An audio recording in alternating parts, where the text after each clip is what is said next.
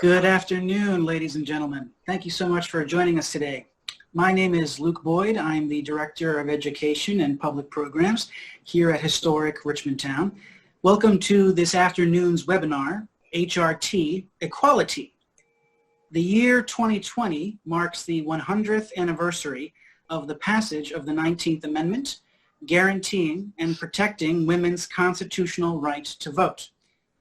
This anniversary is an opportunity to commemorate the victory of a decades-long movement to secure votes for women, led by women who marched, demonstrated, and advocated for their enfranchisement in the democratic process, and to reflect on the issues of equal rights in the United States today.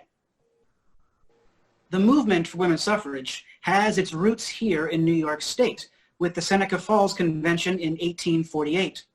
It was there that early leaders such as Lucretia Mott and Elizabeth Cady Stanton articulated their plea for women's rights in their Declaration of Sentiments. Today, these women are hailed as heroes in this history, but suffrage could not have been won without the exertions of thousands of individuals who participated in direct action.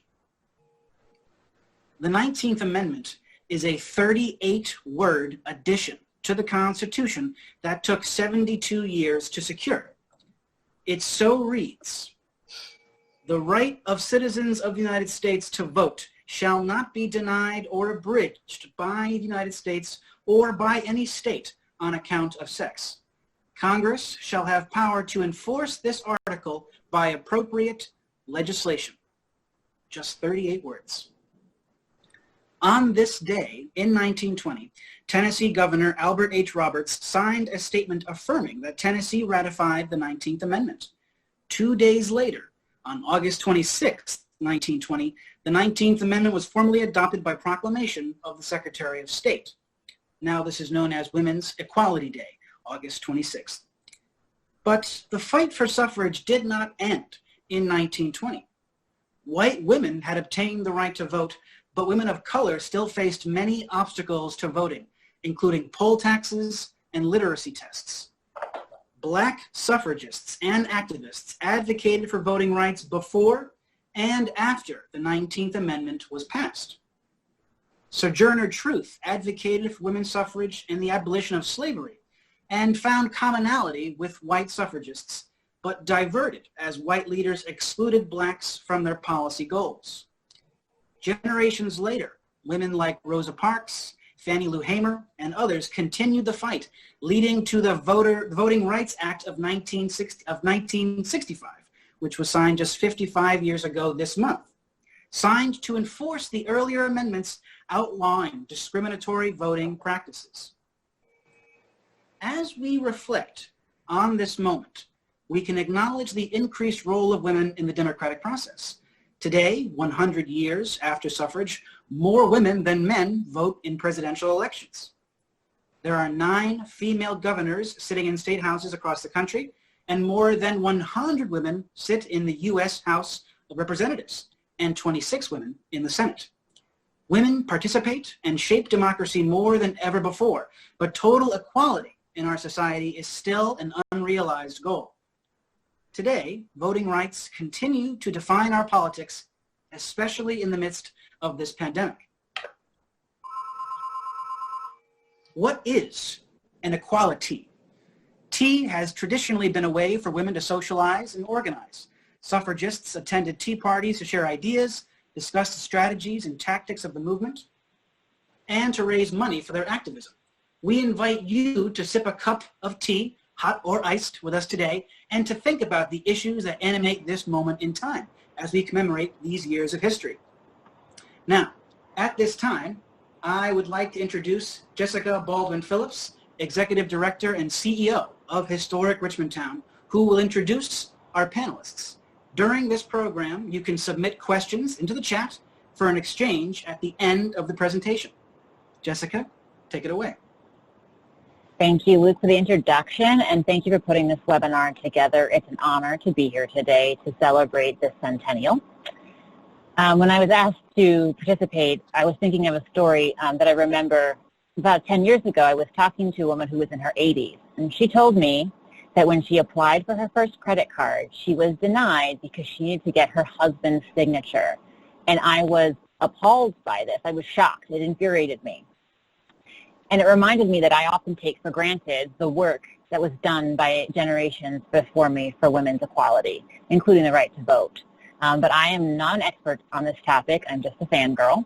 So with us today are two speakers who know more facts and can tell us the tale of women's suffrage. So our first speaker, unfortunately, was not able to attend today due to an emergency. But I do want to acknowledge her contribution to this webinar. Her name is Sarah Clark, and she's the curator at Historic Richmond Town and the diversity coordinator. She put together a large collection of materials that you will see today in the presentation from Historic Richmond Town's collection. So I want to acknowledge her and thank her. Thank you, Sarah. But we are fortunate enough to have in her stead Amanda Schroeder, who is an interpreter here at Historic Richmond Town, who has a special interest in women's history. So Amanda, thank you for stepping up and stepping in. What kind of tea are you drinking? So I am drinking a passion fruit peach black tea from George Washington's Mount Vernon. So on brand, Amanda. Thank you. So our next panelist, and really the guest of honor for this webinar, is Edwina Frances Martin, Esquire.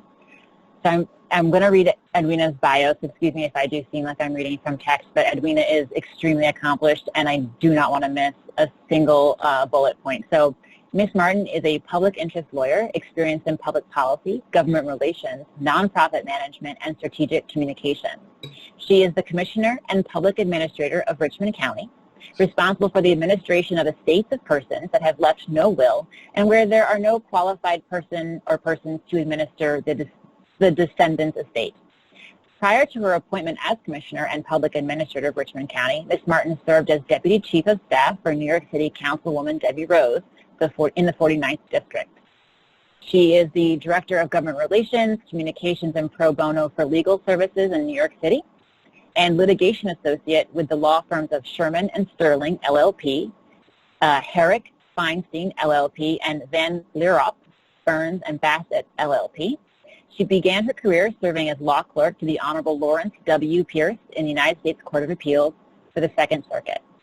Ms. Martin graduated from New York University School of Law and holds her BA in Art History from Williams College.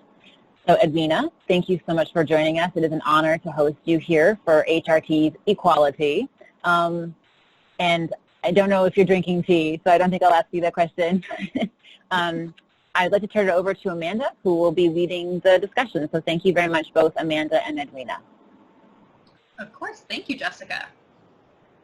Okay, so Luke, if you could move to the next slide. So just before I begin, I want to acknowledge again that I am delivering this material for Sarah Clark, who put it together, who is really the expert on all of these photos and documents and artifacts. But forgive me if I'm reading because she left me incredible notes. Okay, so to start, I'd like to take a moment to acknowledge all of the women trailblazers of Historic Richmond Town. So on screen right now, you see early workers of the Staten Island Historical Society. Margaret Robinson is right in the center there and looking out, and she's looking out at us, and I think that that's Marjorie Kerr off to the right.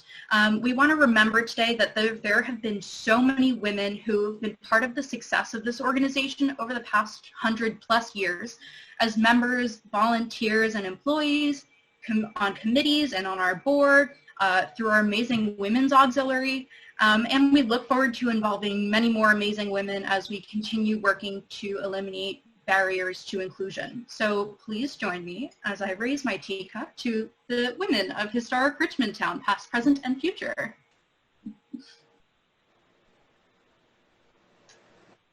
All right, Luke, next slide, please. Okay, so I'd like to introduce our Don't Forget to Vote virtual exhibit, and I'm going to share some pieces from Historic Richmond Town's collection. Some are featured in Don't Forget to Vote, and some are currently on loan to the Staten Island Museum for their exhibition, Women of the Nation Arise. So Don't Forget to Vote is about the voting process and how it's evolved, and includes a variety of election memorabilia. The exhibit was conceived by our Chief Curator, Maxine Friedman, and then produced by our Curatorial and External Affairs departments. Luke, next slide, please. Okay, so here is a screenshot from that virtual exhibit, Don't Forget to Vote. And it's a reminder that from the time the United States was first formed, voting rights were determined by states. The Constitution still follows that principle, except where particular amendments take precedence or curtail what the states can do. So to this day, where you live has a lot to do with whether you can vote. Next slide, please. We're taking a big jump all the way to 1920 here. But this slide brings us to the 19th Amendment, which is what brought us together for today's program, this being the 100th anniversary of its enactment. So on August 26, 1920, the 19th Amendment was declared in effect by the Secretary of State, saying that the right to vote can't be denied by the federal government or by any state on the basis of sex. Before that, the country was a patchwork of states where women could or couldn't vote in different types of elections. The history of America doesn't really show a continuous trend toward greater enfranchisement, and it's not the steady march of progress that we'd really like to imagine. But for instance, the state of New Jersey allowed some women to vote in the late 1700s and early 1800s. So an important point is that the rights can come and go and can't ever be taken for granted. Next slide, please. This slide shows a 19th century Staten Islander named Elizabeth Johns Neal Gay. I have to say that name very slowly, get tongue-tied. This portrait is from, it's an early form of photography called a daguerreotype, and it's believed to date from 1849, just 1 year after the famed Seneca Falls Convention, where a resolution was made calling for a women's right to vote. So this makes this photograph probably one of the earliest in our entire museum collection. And what I want to emphasize here is the long-term nature of the movement for women's voting rights. So Elizabeth was born in 1819, and she was raised in the Quaker faith among abolitionists in the Philadelphia area. And as a young woman, she became friends with activists like Elizabeth Cady Stanton and Lucretia Mott, who went on to become national figures in the fight for suffrage. And in 1840, these three women went to London for the World Anti-Slavery Convention, and they caused a commotion by pushing their way into an otherwise male-only event. And a few years after that, in 1845, Elizabeth married Sidney Howard Gay, who was a journalist and abolitionist. And you can see her wedding dress here, which is also part of our collection. So Mr. Gay has only recently been really fully appreciated as a major Underground Railroad figure. He worked closely with Louis Napoleon, a Black New Yorker, who eventually settled at Sandy Ground to help hundreds or possibly thousands of enslaved people to emancipate themselves. And we're really fortunate to have a sizable number of belongings from the family of Elizabeth and Sidney Howard Gay in our museum collection. The couple settled here on Staten Island when they were young in a progressive community of reformers and activists that sprung up around West New Brighton and Livingston in the decades before the Civil War. Next slide, please. Okay, so again, I want to highlight the long-term commitment of multiple generations that were involved in securing the vote for women, and how in the early years it was very much intertwined with the anti-slavery movement. So this slide shows a banner associated with the Philadelphia Anti-Slavery Society, which we understand this banner was given to Elizabeth Gay when the group was dissolved. And the banner reads, "Deep let our pledges be, freedom forever. Truce with oppression, never, oh never." Next slide, please.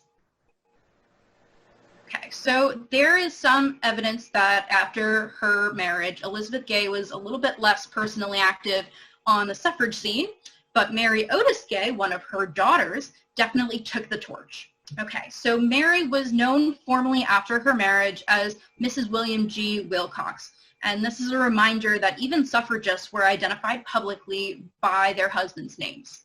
Mary served as a chairwoman of the Staten Island Women's Suffrage Party and was a member of the Women Democrats of America and League of Women Voters. This photo shows her around the 1915 to 1920 period, just when the women's suffrage movement was finally coming to fruition. Her mother, Elizabeth, had died in 1907, so sadly, she didn't get to see women's suffrage come to pass. Also on the slide are a handkerchief with gold embroidery that has Mary's initials on it and a violet colored hat with ostrich feathers. We don't know for sure which family member owned this hat, but Sarah could not resist the chance to show them both today because of the colors, gold, white, and violet, that symbolize the suffrage movement in America. Next slide, please. Thank you. Okay. So this slide shows a 19th century document that appears in our Don't Forget to Vote exhibit. It lists the names of people who voted in a special election here in Staten Island in May of 1870. Now, this was just after the 15th Amendment was ratified, and that prohibited states and the federal government from denying the right to vote based on race, color, or previous condition of servitude. By the end of the Civil War, the causes of black suffrage and women's suffrage had become more separated, and this was something that had long and complicated repercussions. If you can read the names on the document here, you'll see Jacob, George, John, William, and so on, but you'll see no Elizabeths or Marys or Florences. Next slide, please. So speaking of Florences, here we see Florence Spearing Randolph, and she was a well-known suffragist, minister, and missionary. And she was a pastor of the Rossville AME Zion Church on Staten Island when the 19th Amendment was passed in 1920. So she's an excellent example of the many community leaders that contributed to the cause. Churches have been so important in the work of civil and voting rights, and still today we see people of all faiths getting involved in vigils, marches, and the work to get out the right to vote. Next slide, please. So this is another somewhat unsung Staten Island woman who was involved in this movement. Her name was Linda French. She was for many years a teacher at Curtis High School, which still exists on the island. She lived in New Brighton, and she was an active member of the Unitarian Church.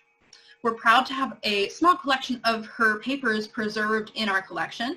And here you see a letter that she wrote to her mother in 1914 when she worked at the local polls in an unsuccessful attempt to pass women's suffrage in New York State.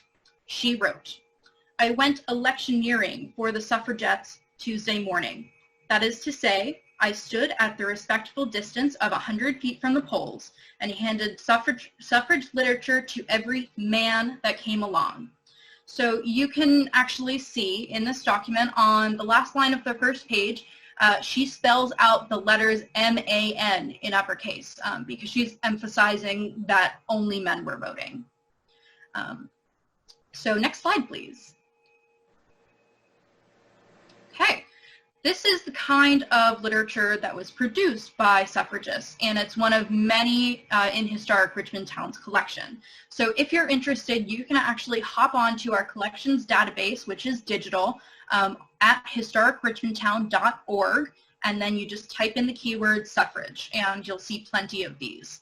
So this handbill underscores the point that there were two ways women were attacking this issue. One was by seeking the national amendment, and the other was by trying to build rights state by state. New York proved to be a tough win, but they didn't give up, and it happened here in 1917, 3 years before it happened on a federal level. Next slide, please. Okay. So this slide shows a Red Cross facility at Fox Hills Military Hospital in 1918 with Francis Tyson standing at the left. You may recognize that name, Tyson. And there's also a Red Cross nurse's cap and armband from our collection, which were reminders of the involvement of women in the war effort during World War I, particularly in the American Red Cross here on Staten Island. So Mary Otis Gay Wilcox, who we mentioned before, was the first chair of that organization, and a 1920s Directory of Women describes it this way. While this organization had men on its board, the chairman has always been a woman, and the secretary also. The greater part of the work of the chapter has been done by women. Mrs. Percy Shaw organized the canteen, and it was always managed by women. All volunteers were women. For 18 months, 3 meals a day were served, rain or shine, snow or sleet, and hundreds of men from the men of war lying off Tompkinsville have reason to remember the comfortable room, done up in blue and white aproned and white-capped capable women who served them. Thousands of dressings and bandages were made upstairs in the workroom. Bundles and bundles of garments for the refugees and for the hospitals abroad were cut and sewed and packaged by the women. Often the box lids were nailed on by a woman's hand. So clearly from this excerpt, we can see that there is no doubt about women's contributions to the war effort. It's been something of a recurring theme in American history that a group's supportive involvement in wartime can correspond to a greater push for that group's civil and voting rights. This is seen again and again, especially after the Vietnam War, when the voting age was lowered to 18, after young people protested that old enough to fight should mean old enough to vote. Next slide, please. And here are some of the novelties that were created and worn to build excitement and visibility for the suffrage movement. This slide shows a pennant and a ribbon or sash, the kind of things that were popular campaign tools a century ago, but are a little less common today. Now we're more likely to see lawn signs or bumper stickers to promote a cause. Next slide, please. Okay, and for my last slide, here are a few more campaign type pieces, buttons and badges. So the WSP, the badge that says WSP Votes for Women, it stands for Women's Suffrage Party, but you'll also notice a Vote No button.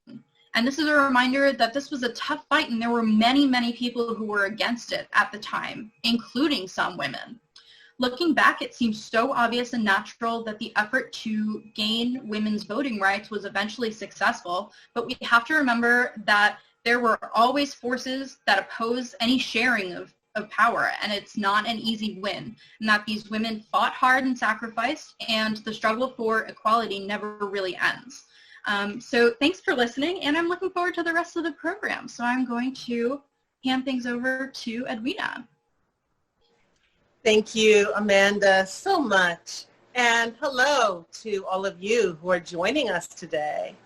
I hope people can see me because I'm not seeing myself on the video screen. To answer the question of what I'm drinking, I am drinking a nice tall glass of homemade lemon tea with honey, because after days of marching, what you want in the afternoon isn't a hot cup of tea, but something that's going to refresh you and quench your thirst. And today is a very hot day, and I've been outside helping my fellow suffragists. My name is Edwina, and today I am joining you as a suffragist. If you see me look down from time to time, I'm just checking my notes to make sure that I do not forget anything. Today's theme is the importance of voting. Really, that should be the theme for every day, shouldn't it? It's a topic that is near and dear to my heart, and I hope it is to all of you as well. Voting in the United States has a rather tortured history, which Amanda touched on, as did Luke. There's a constant tension between the ideal of universal suffrage and the reality of access to the right to vote. And it's not surprising. In your modern democracy, you think of one person, one vote as the hallmark, But when the U.S. Constitution was adopted in 1787, how many people do you think could actually vote? It was actually only not quite 6% of adult white males. That's who could vote when this country started. And as Amanda noted, the question of voting was not in the Constitution and has ever since, except in some cases, been left to the states. By the time of the Civil War in the 1860s, that had changed somewhat, and for the adult white males in this country, the principle of unrestricted male suffrage had pretty much taken hold. Restrictions based on religion, whether you were a property holder, if you paid taxes, etc., all of those restrictions for the white males had been removed for the most part. That left the formerly enslaved African Americans when the war was over, other people of color in the country, and women, of course, of all races, excluded from universal suffrage.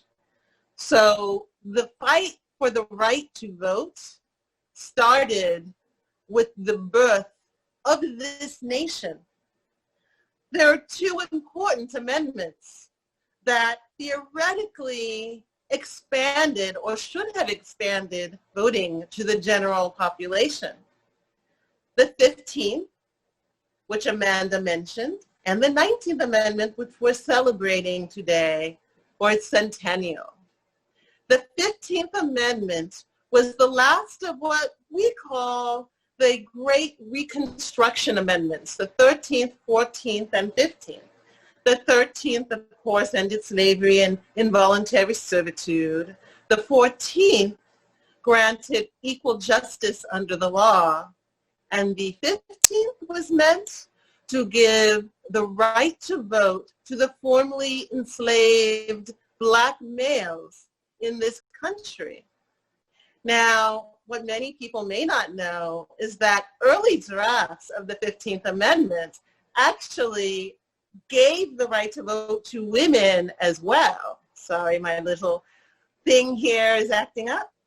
And right before the ratification of that amendment, women were deleted. We were erased and taken out so that it remained with males, infuriating many of the early leaders of the women's suffrage movement.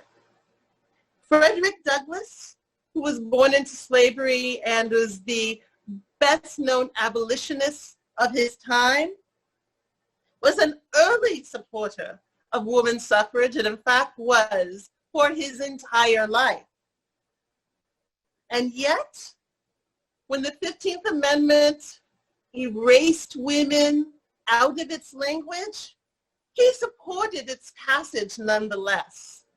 When he was called to the floor for it and chastised, he responded thusly: "While the Negro is mobbed, beaten, shot, stabbed, hanged, burnt, the target of all that is malignant in the North and all that is murderous in the South, his claims may be preferred by me without exposing in any wise myself to the imputation of narrowness or meanness towards the cause of women." In other words, he saw this as a case of life or death, and that he had no choice but to compromise. There was great jubilation after the passage of the 15th Amendment. There were celebrations across the country. 10,000 African Americans marched in Baltimore in celebration. But in the end, it was a fleeting celebration and short-lived due to the election of Rutherford B. Hayes. Many of you, really, you may have seen his name on a list, but he doesn't seem very important to you. But with respect to the cause of access to the right to vote, he is an incredible incredibly important and destructive figure. In that election of 1876, it ended, and you may have heard this once or twice before, with a dispute over electoral votes. So the Republicans made a deal with the Southern Democrats that they would support Hayes as a candidate so that he could take the presidency, and in return,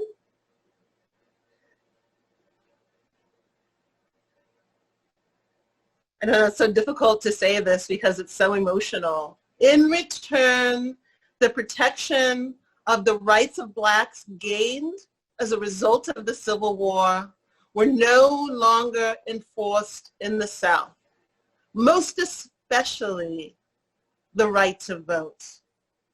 This gave free rein and set the stage to racist groups such as the Ku Klux Klan to intimidate blacks who tried to vote with burning down of homes, burning down of churches, losing jobs, unable to support themselves, and murder, mostly through lynching.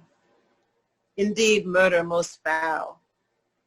Within a few years after that deal of 1876, Southern state governments passed a slew of requirements meant to set up restrictions to the right to vote for Black Americans.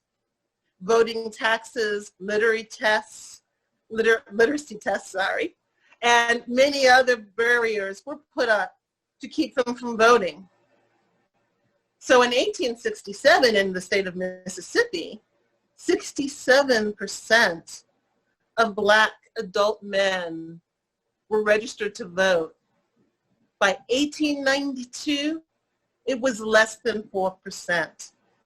And it would be close to 90 years, the Voting Rights Act of 1965, before voting rights were again enforced in this country.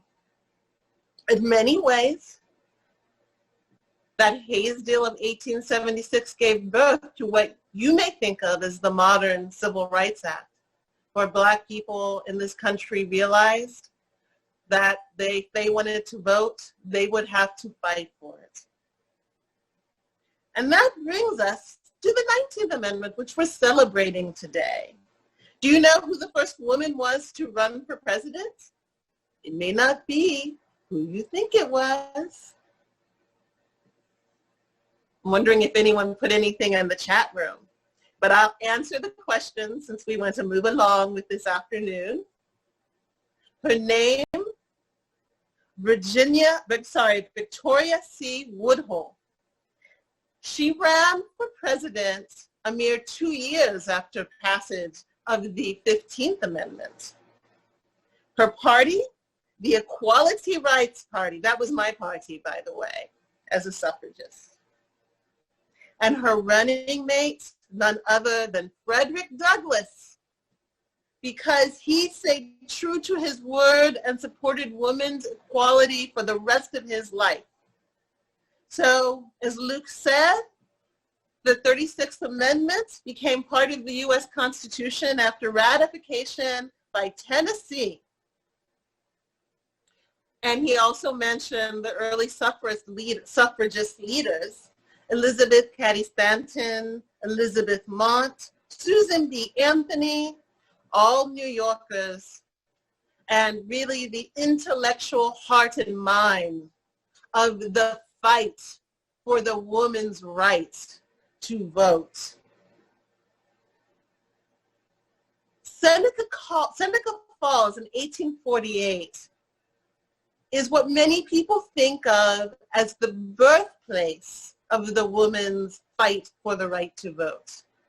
Women had been fighting for many years for the vote, but it was really Seneca Falls and the Declaration of Sentiments that Luke referenced that brought a coalition of groups and people around this fight. And it was a campaign. It was not easy. And it was also, as with African American and voting rights, it was also marked with violence. Suffragists were ridiculed. For example, have you ever heard the term suffragette?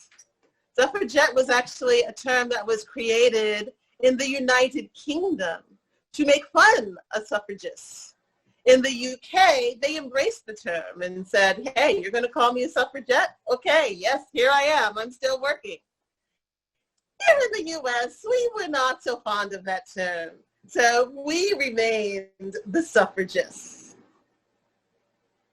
A seminal event of the movement actually happened in Washington, D.C. in 1913 with a huge march for the women's right to vote.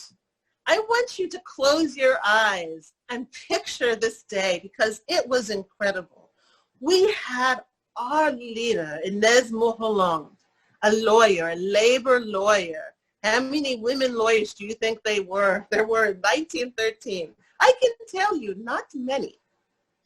She would clad herself in white a la Lady Godiva and ride astride on a white horse with a flowing cape. Can you picture that in your mind? Behind her stretched a long line with 9 bands, 4 mounted brigades, 3 heralds, 24 floats, and almost 5,000 women marching. It was incredible.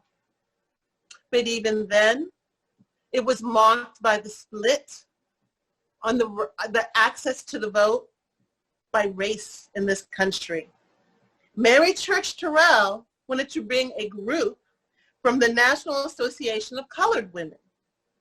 But the organizers, they were afraid. They didn't want to upset the Southern women marching. So they tried to segregate them and have them march at the end of the parade. Well, Mary Church Terrell and the members of the newly formed sorority, Delta Sigma Theta Sorority Incorporated, would have nothing to do with it. They inserted themselves into that march and walked with their states and professions like all the other women did in that march. And I can tell you that the rowdy male bystanders could have cared less about race that day. They beat people with impunity. Many, many were sent to the hospital afterwards. But it was still a great day for us because it brought us together. In case you haven't been able to tell, the theme here, one of the themes, is that New York, yes, that march was in DC, but New York was really the intellectual heart, center, and soul of the fight for the right to vote. Yes, we were one of the last states in 1917. Wyoming was the first many years before that.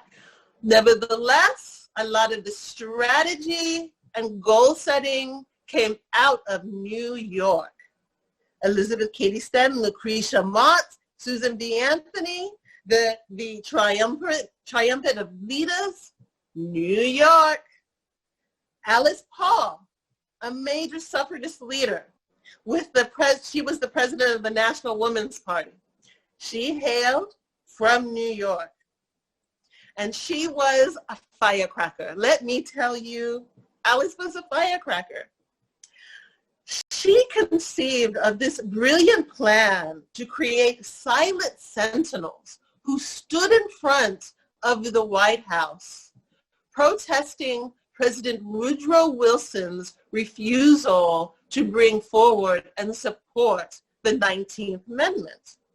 She started this campaign during the election of 1916. She continued it after the United States joined the First World War in 1917. Some people saw this as being un-American, as being disloyal. Fighting for your rights is one of the most American things you can do. Never, ever forget that. And Alice certainly didn't. And she and the Silent Sentinels, they paid a price. They were arrested, sent to women's prisons in Virginia and the District of Columbia, where they endured harsh conditions with poor sanitation, dreadful facilities, and they were fed infested food. They weren't allowed to sleep. In protest, Alice began a hunger strike, and she was moved to a psychiatric ward where they tried to have her declared insane, and she was force-fed raw eggs with a tube they forced in her mouth and put down her throat. There's a reason why these women were called the iron-jawed angels. Talk about true grit indeed. Inez Milholland, who led the 1913 march, another New Yorker, a martyr to the cause. After she became sick, she did not tell people. She continued to talk, to march, to advocate, and one day she dropped dead on the stage. One of our best known martyrs, and missed to this day. But where, as Luke said, were the African American women in this? I was out there marching and fighting, but it's unlikely that you'll read about me and many of my sisters in your history book for being Black and female in a nation that devalued both groups. We had to fight our own battles and carve our own places. Left out and not invited and kicked out sometimes of the more traditional women's suffrage groups, we formed our own. Mary Church Terrell founded one of the first, the Colored Women's League in 1892. Luke mentioned one of those women who refused to be blotted out of history, Sojourner Truth. For a time, she actually worked very closely with Susan B. Anthony and Elizabeth Cady Stanton. But when they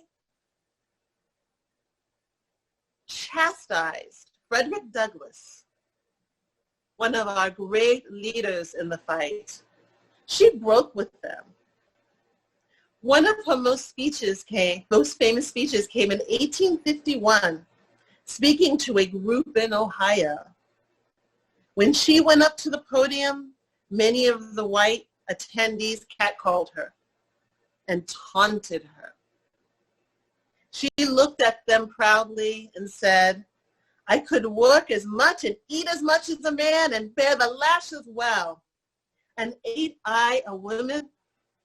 I have borne 13 children and seen most all sold off to slavery. And when I cried out with my mother's grief, none but Jesus heard me. And ain't I a woman?" She dismissed the notion that women were too delicate and irrational to have the same rights as men. The women in the audience cheered. Ida B. Wells Barnett, you may have heard of her, because she was part owner of a Black newspaper, so she could get her name out there all on her own. She spent many years of her life arguing for anti-lynching laws, which even in this advanced age of 2020 still seems to be a controversial thing to pass. How odd is it not? And she also marched in that seminal 1913 parade. And like Mary Church Terrell and the Delta Sigma Theta members, she refused to be segregated in the back, and she walked with her state. But women have been equally invisible in the modern civil rights movement, born from that Hayes Agreement, born from a constitution that did not and does not speak to voting rights. So we know A. Philip Randolph, James Farmer, our great Congressman John Lewis, Martin Luther King, many, many more. But women, were often the heart of the movement, our soldiers, our chief strategizers. And because we do not have a lot of time left, I'll speak of only one, Fannie Lou Hamer. In 1962, she started working with SNCC, the Student Nonviolent Coordinating Committee.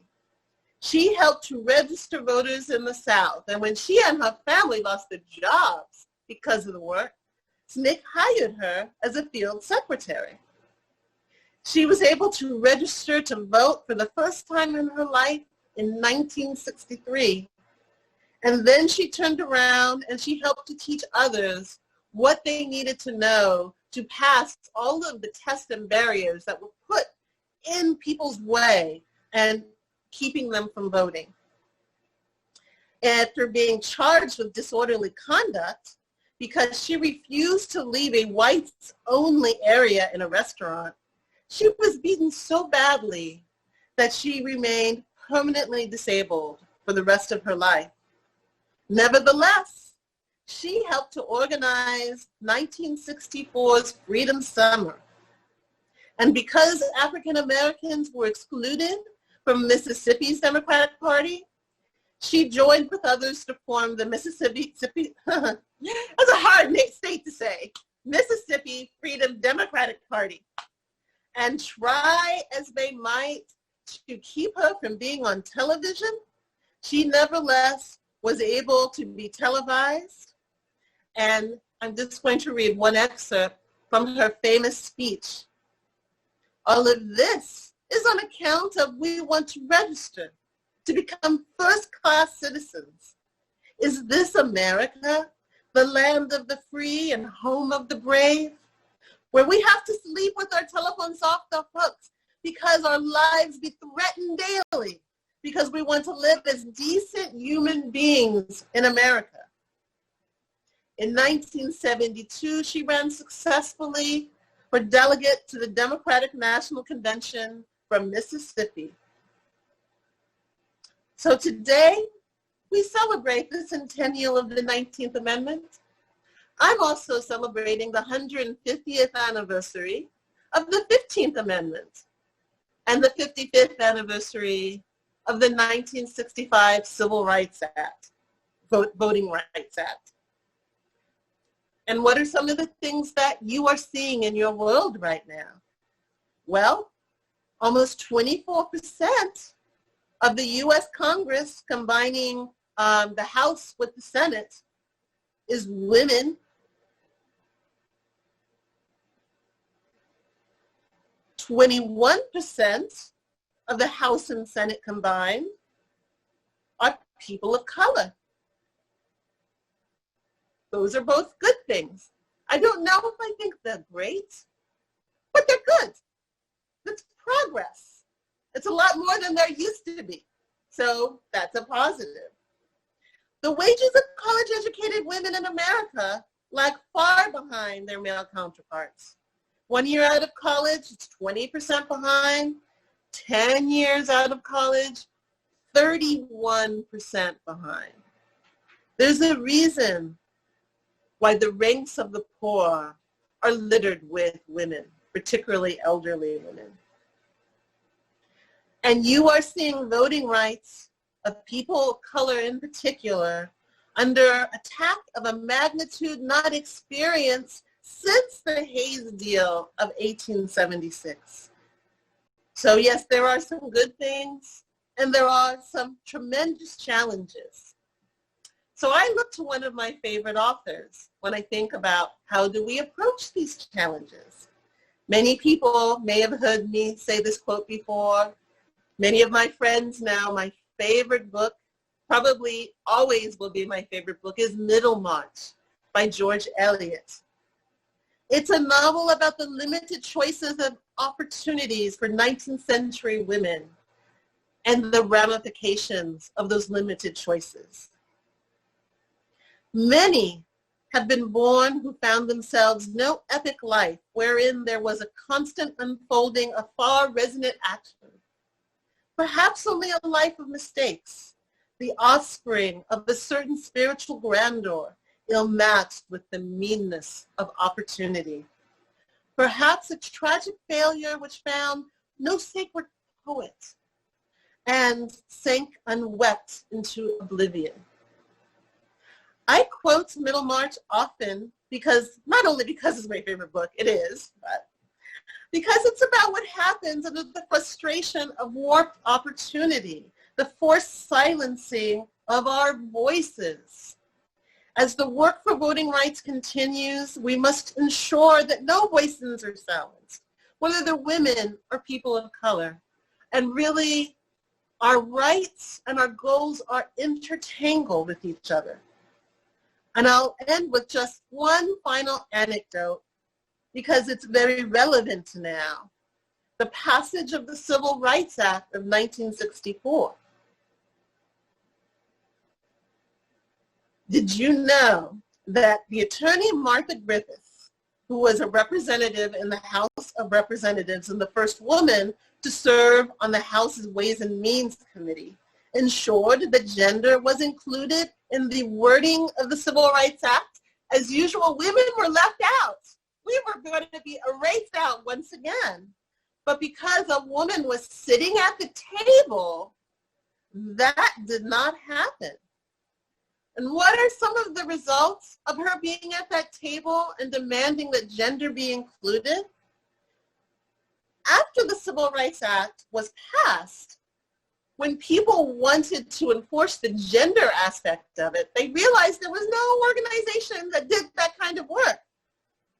So the National Organization of Women's Legal Defense and Education Fund was created to enforce that section of the act. Think of what would have happened if Representative Griffiths wasn't sitting at that seat. We must be full participants in our democracy, for if we are not, we will end up, and our rights will end up, in the dustbins of history.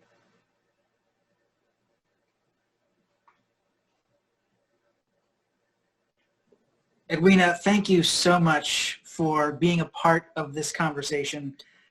I'm very moved by everything you just said, as far as bringing the invisible personages of this history to light.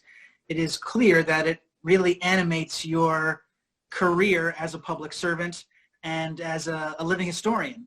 Can you tell us a little bit about the research that you've done and maybe how that animates or informs your work in government? I am a member of an organization called the American Association of University Women, AAUW for short. And AAUW advocates for equity through philanthropy, through education, and through advocacy and education.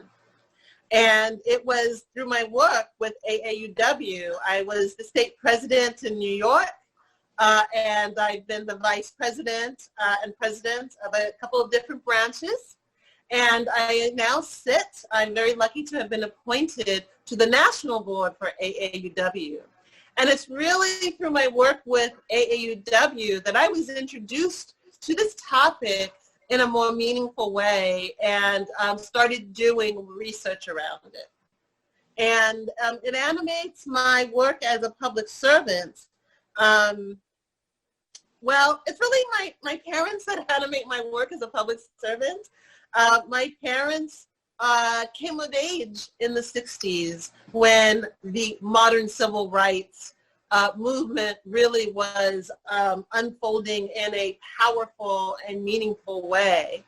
And they instilled in my siblings and I a belief that you pass it forward, that there was nothing better and nothing of greater value than giving back to your community. However you can, it can be through volunteer work, but it can also be through the work you do with your life. And so that's really what animates my work. Thank you for that. And again, thank you for sharing your wisdom with us.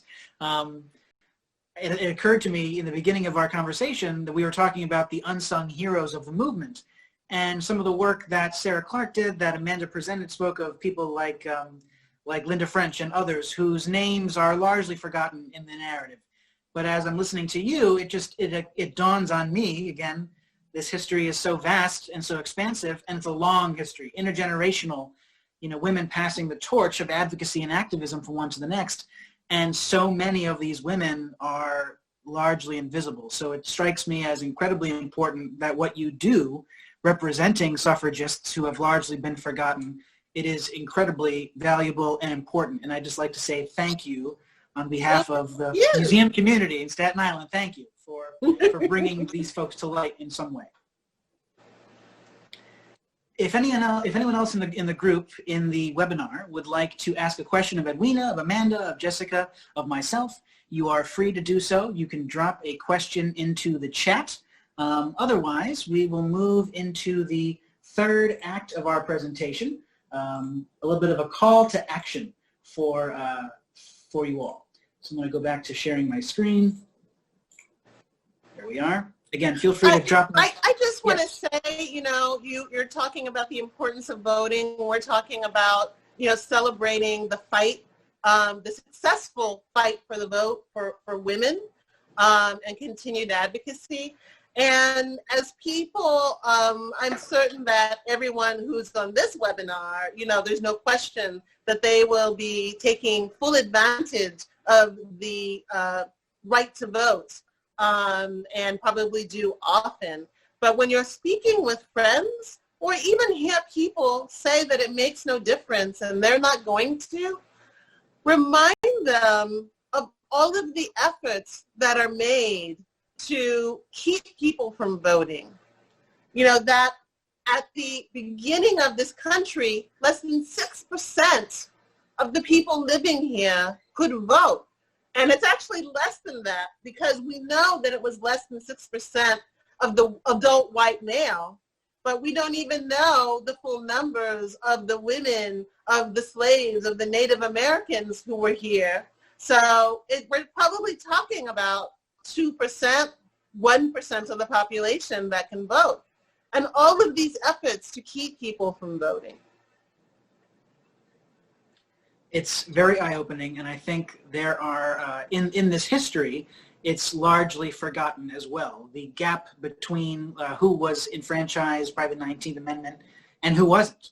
And it seems to me that this anniversary is a moment to create a more inclusive history and to bring those parties back together. Not to say they got along per se, and there was equity between different kinds of suffragists, whether they be black or white, but to acknowledge them all together is a step in the right direction. And I think in general, especially as a white man, I think voting is seen as cliche, but it's taken for granted. And it is something that should not be. It is something that was hard won, not only through the revolution, but also through the subsequent fights for enfranchising other groups of people throughout our history. I want to transition into the last part of our program, which is a call to action. So some of us may be wondering, how can we commemorate this momentous occasion in the midst of this pandemic, when going out into the world is so fraught with risks and with concern? There are many ways in which you can do that. And there are things that are going on right now in our environment that have been coming together for some time, crescendoing in this massive anniversary.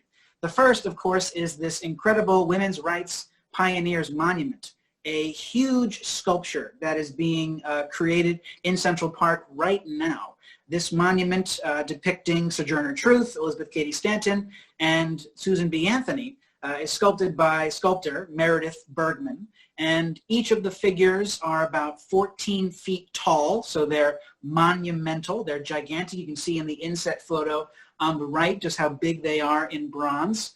This is a huge leap forward in New York, our urban environment, our human geography. There are not so many female statues depicting real women. There's a lot of angelic figures, whether it be at the Bethesda Fountain or alongside General Sherman. There are a lot of sort of allegorical women figures, but not so many that are actual real people. So this is a big step for the sculptural history of New York City. And it's in a time when sculptures in general are under review, being revised, taken down, sort of being looked at in a second lens. So this is a massive moment for the commemorative landscape of New York City. And you can participate in the unveiling of this statue live on Wednesday at 8 p.m. at monumentalwomen.org. Of course, there will be a virtual unveiling of this sculpture. So it's a wonderful moment in the history of New York City, of New York State. As Edwina and Amanda mentioned, New York State is integral in this history of the 19th Amendment. So this is an equality, and we encourage you to mark this anniversary in a way that's meaningful to you.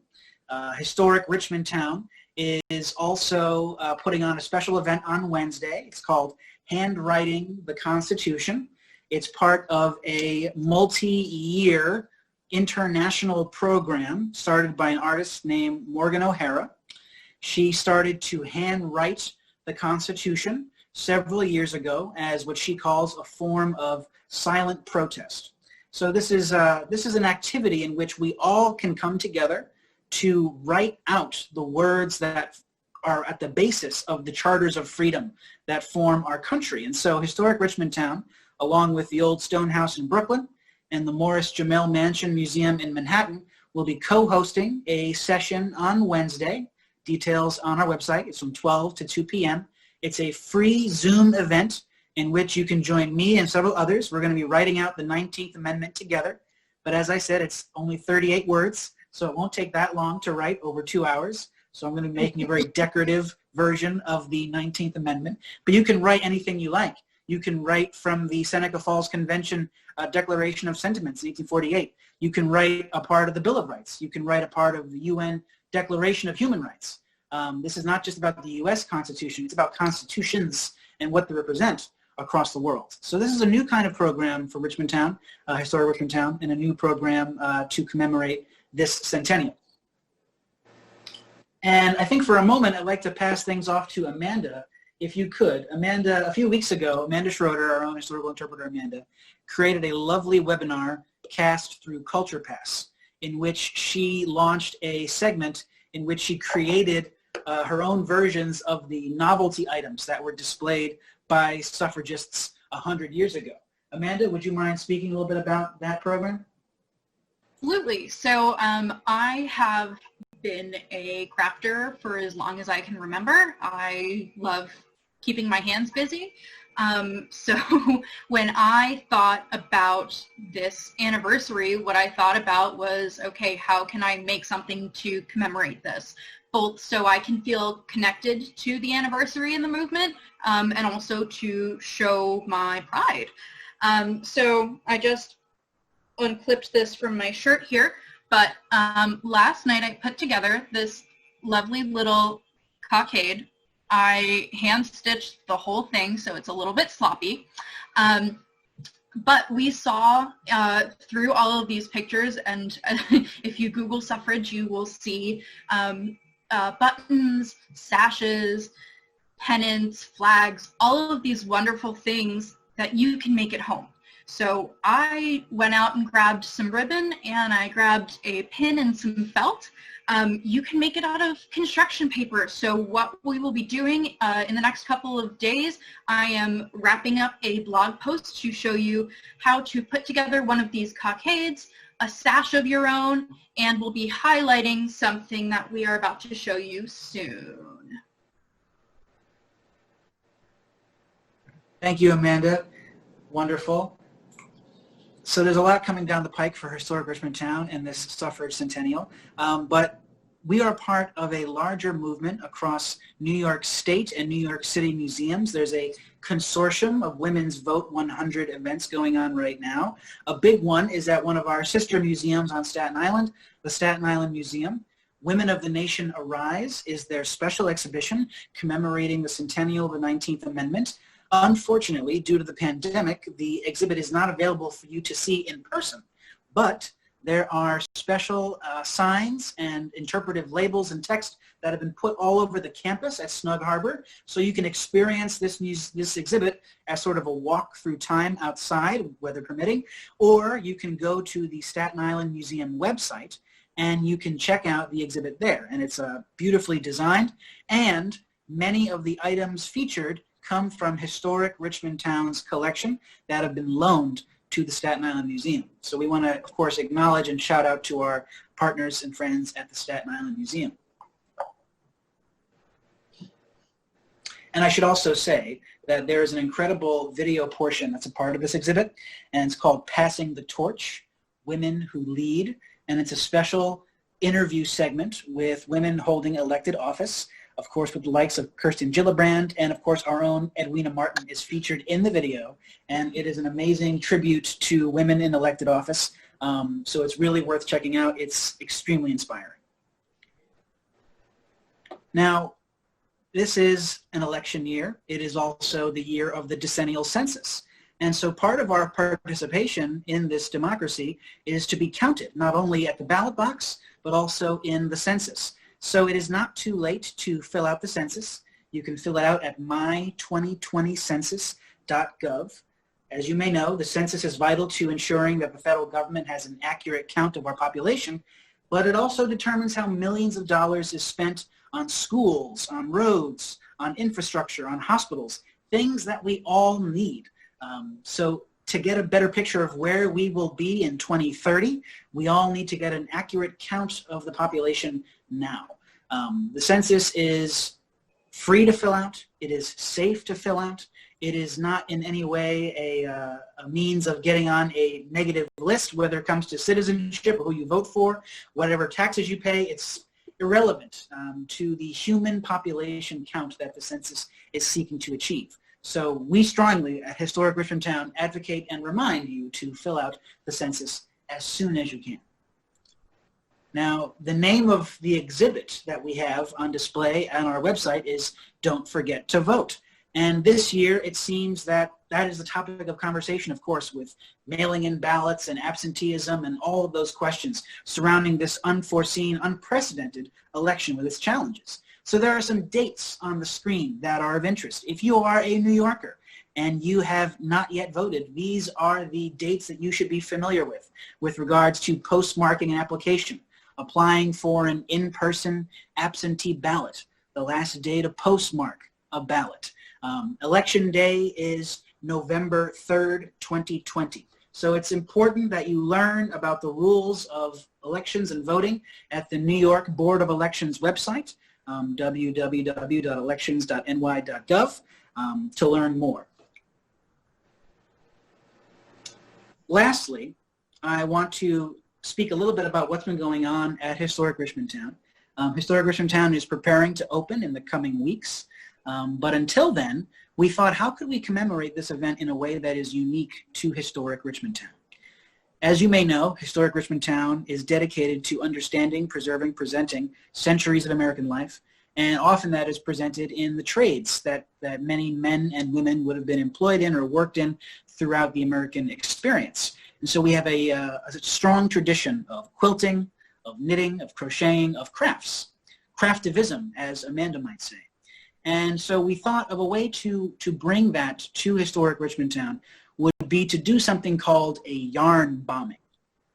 What is a yarn bombing? You may have seen this in Manhattan or in sort of more densely populated urban areas.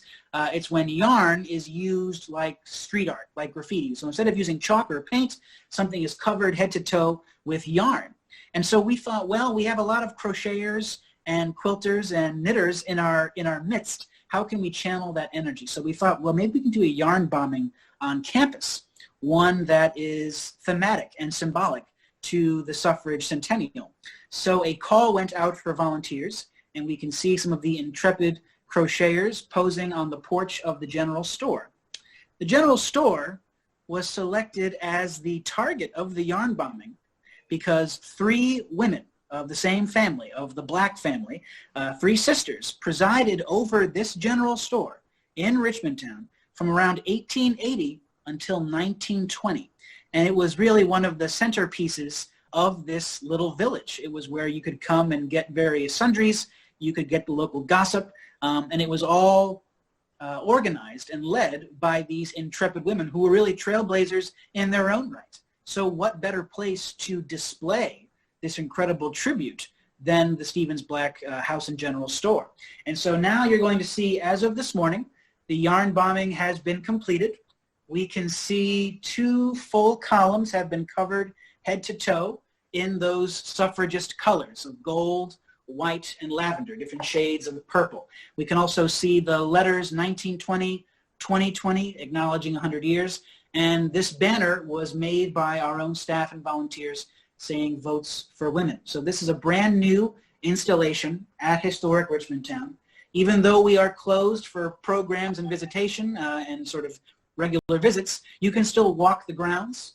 And I would encourage you to come to Historic Richmond Town to pose underneath this amazing banner and to commemorate this event in a way that is meaningful to you. Thank you again for coming, and thanks to our panelists. Thank you, Jessica Baldwin Phillips. Thank you, Amanda Schroeder, and thank you, the Honorable Edwina Martin, for joining us for this wonderful program. Thank you so much to everybody for being here. Thanks, everybody. It was a pleasure.